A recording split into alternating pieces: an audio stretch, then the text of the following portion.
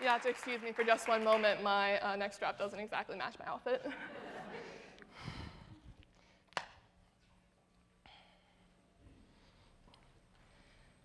Believe it or not, even though I've been playing the alto saxophone now for about 6 years, it wasn't always meant to be. Because originally, I was going to play the trumpet. But before I get into that, I would like to go back to where my love of music really began. And that was with 4th grade band. Throughout the 6 years that I've been pursuing my passion of music, I have learned many lessons, like how to be creative, how to cooperate, how to be confident, and how to commit to something. But in order to join 4th grade band, there was a test that we each had to take in order to make sure that we had the motor skills necessary to learn an instrument. And for the trumpet, which was the instrument I desperately wanted to play, I had to be able to tighten my lips and blow so that the air from my lungs traveled through my mouth and through the mouthpiece to produce sound. Miss Summers, my 4th grade band teacher, handed me the mouthpiece and told me. However, at the time, my lips and my mouth weren't very coordinated, and when I tried, I failed. No sound came out. I was just standing there with my tongue pressed against the roof of my mouth. Miss Summers frowned at that, and she asked me to try again. Only this time, when I tried again, I just ended up spitting everywhere. Needless to say, it wasn't going to work out. But before I could realize that my childhood dream of becoming Louis Armstrong was dashed, Miss Summers pulled out an alto saxophone mouthpiece.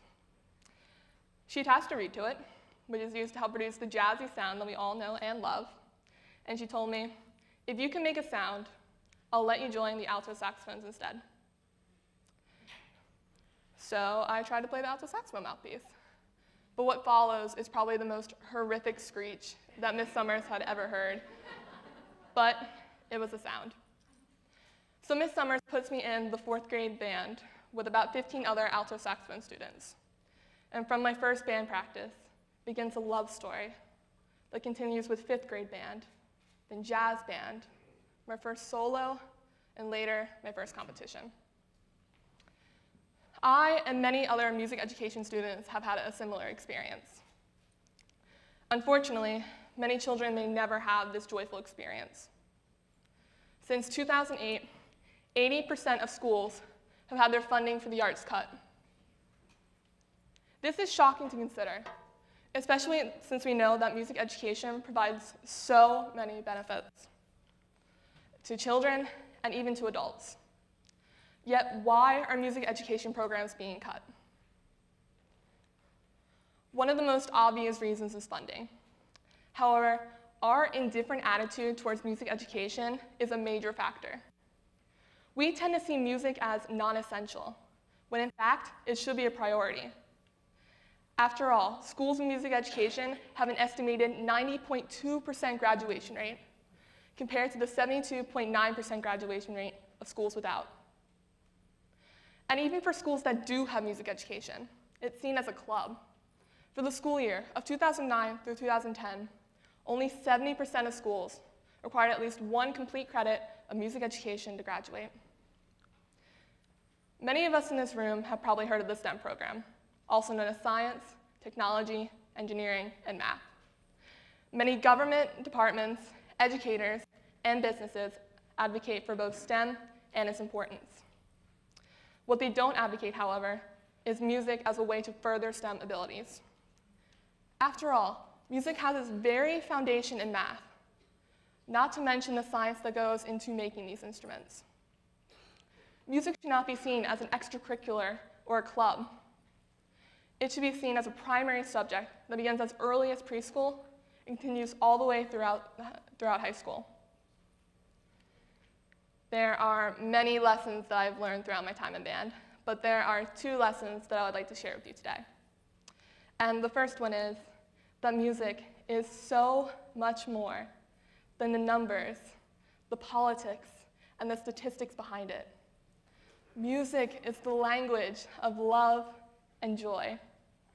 It gives us a creative outlet and allows us to communicate with each other in ways we didn't even think possible. One does not need to share the same language, the same culture, or the same skin color to be able to enjoy music together. In fact, this past summer, I had the privilege of being able to volunteer in my local youth center, and I had a great time playing with the kids and helping out with the programs that were offered at the center.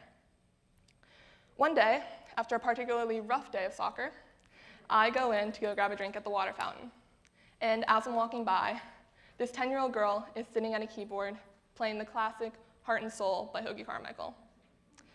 For a 10-year-old, she's playing really well, and I was quite impressed. So I walk over and I say, "Wow, you're playing really well. What are you playing?" She tells me, and then she asks, "Would you like me to teach you?"